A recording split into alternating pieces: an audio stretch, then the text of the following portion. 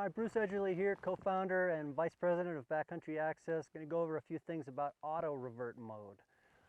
Auto revert mode is something that we use occasionally just in case somebody gets caught in an avalanche while they're in search mode.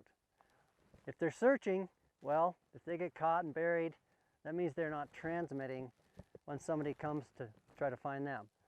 So what auto revert does is, depending on the model that you have, it'll either revert back to transmit mode after 5 minutes of searching, or it will revert back if there's no motion for a minute while you're in search mode.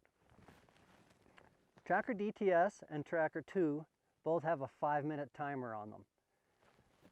Tracker 3 has a 5-minute timer and it has a motion sensor. That means that if you're in search mode, you get buried and you don't move for 30 seconds, it's going to give you an alarm. If you don't interact with any of the buttons for the next 30 seconds, it's going back to transmit mode. One added benefit of the Tracker 3 auto revert system is that you have both systems. You have your motion sensing version, so you get an earlier revert back to transmit, so you don't have to wait for 5 minutes. But also you have that hard return at 5 minutes.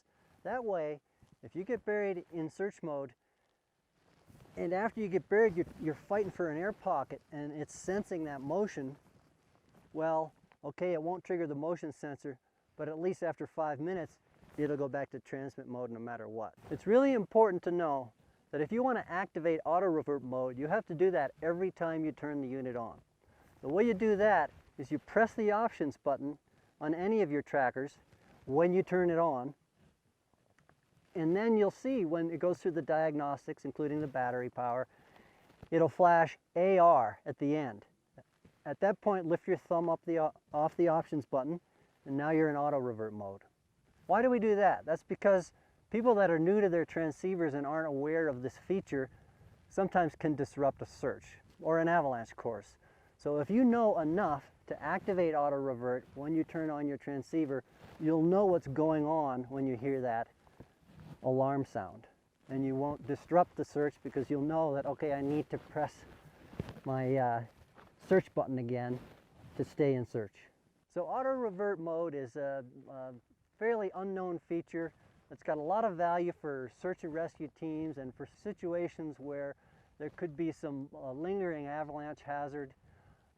Generally, secondary avalanches during transceiver searches are rare, but when they do happen, it's great to have that auto revert mode feature. To learn more about auto revert and other advanced functions on our trackers, read our owner's manual. You can get that. We have a print version that comes with your tracker, or go online and it's right there in our resources section, Tracker Resources.